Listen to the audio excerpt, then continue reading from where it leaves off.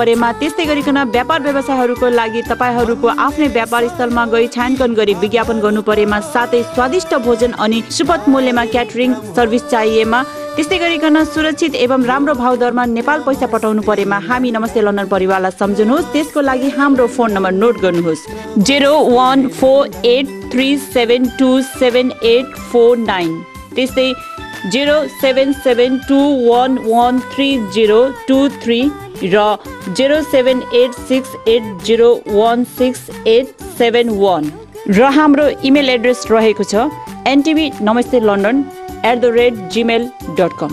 साथै यस कार्यक्रम नमस्ते लन्डनलाई हेर्न नभुल्नुहोला नेपाली टिभीमा प्रत्येक हप्ताको बिहीबार साँझ 7:30 बजे, शनिबार दिउँसो 12:15 त्यस्तै आइतबार राति 10 बजे प्रसारण गरिन्छ।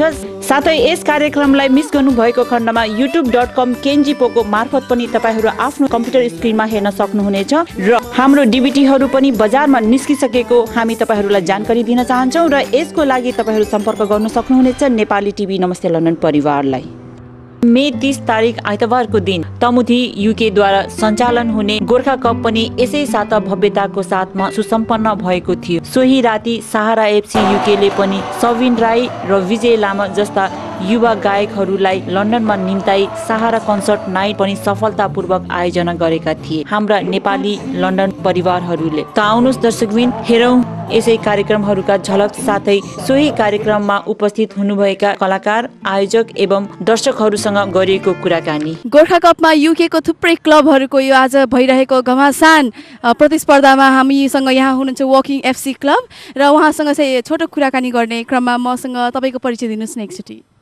नमस्कार, म जगत गुरुङ, घर कास्की घाँसो, अहिले हाल वकिङ बस्छु र अहिले म यो वकिङ टिमको टिम म्यानेजर। हजुर, तपाईँ टिम म्यानेजर हुनुहुन्छ। टिम म्यानेजरको रूपमा होइन हैसियतमा तपाईँले आज यो गोर्खा कपको लागि कस्तो कस्तो प्रिपरेसनहरू गर्नुभएको छ त? प्रिपेयर त हामी 1 महिना अगाडिदेखि भव्य तयारीमा छौँ, तर एकदम हामीले गरेको राम्रो छ। तर अहिले 2 म्याच हामीले जितिसक्यौँ। आशा छ अब गोर्खा यो ट्रफी नै उचाल्ने आशा छ। तर हेरौँ, खेलाडीहरू पनि राम्रो छ, सब टिम म्यानेजमेन्ट एकदम ठिक छ। अब कति कुरा त अब लकमा पनि भर पर्छ।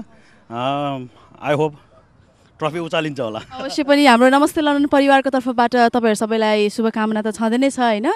त्यसबाहेक पनि अब तपाईँहरू अहिले कुन चाहिँ राउन्डमा पुगिसक्नु भएको छ तपाईँहरू? हाम्रो प्री क्वार्टरमा अहिले। हजुर, प्री क्वार्टर भनेपछि अब फाइनललाई झन्झन्डै सिँढीहरू चढ्दै हुनुहुन्छ होइन? हजुर, तपाईँ जितिनु हजुर। हाम्रो आशा चाहिँ ठुलो छ। हाम्रो वकिङ एफसी यो चाहिँ पहिलो सहभागिता हो। यो फर्स्ट सहभागिता नै हाम्रो सबैभन्दा ठुलो उपलब्धि हो। त्यो कारणले गर्दाखेरि हामीले चाहिँ वी आर क्वाइट ह्याप्पी। हामीले जे एचिभ गरिरहेको छौँ अहिले, हामी चाहिँ एकदमै खुसी छौँ। अहिले पनि अब हाम्रो सेकेन्ड भनौँ न प्री क्वार्टर फाइनलमा सेमी फाइनलमा चाहिँ हामी सहारा बीसँग परिरहेछौँ। उहाँहरू एकदमै धेरै एक्सपिरियन्स खेलाडीहरू हुनुहुन्छ।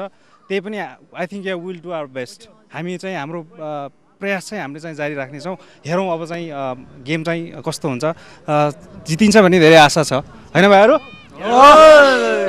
अब तपाईँहरूले अब जित्ने चाहिँ एकदमै अब प्रयास चाहिँ गरिराख्नु भएको छ होइन? जित्नको लागि चाहिँ एउटा टिममा चाहिँ के एकदम जरुरी हुनुपर्छ त? टिमवर्क। जस्तै अब सबै टिमहरूको त्यो टिमवर्क हुनु पऱ्यो होइन? अब टिमवर्क हुनु पऱ्यो। अब सबै केटाहरू मिलेर खेल्यो भने त अब गेम जसरी जित्छ होइन?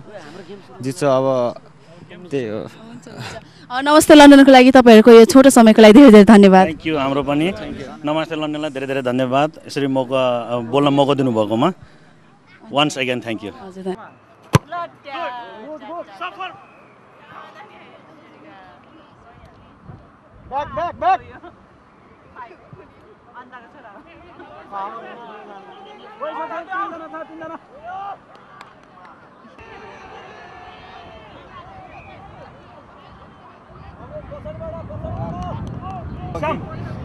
गुड खेलेछ भाइ, गुड।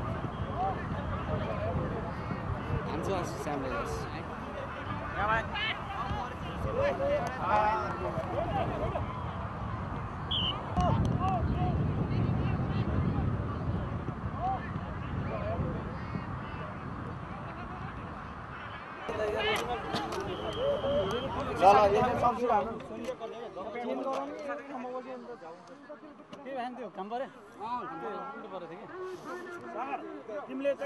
आदरणीय प्रिय दर्शकबिन, समयको पाबन्दीले गर्दा आज यहाँहरू समक्ष चाहँदै पनि पुरा कार्यक्रम देखाउन नसकेको हुँदा अर्को साता यसै कार्यक्रमको बाँकी अंश लिएर तपाईहरू माझ आउने नै छौँ हामी एनटिभी नमस्ते लन्डन परिवार।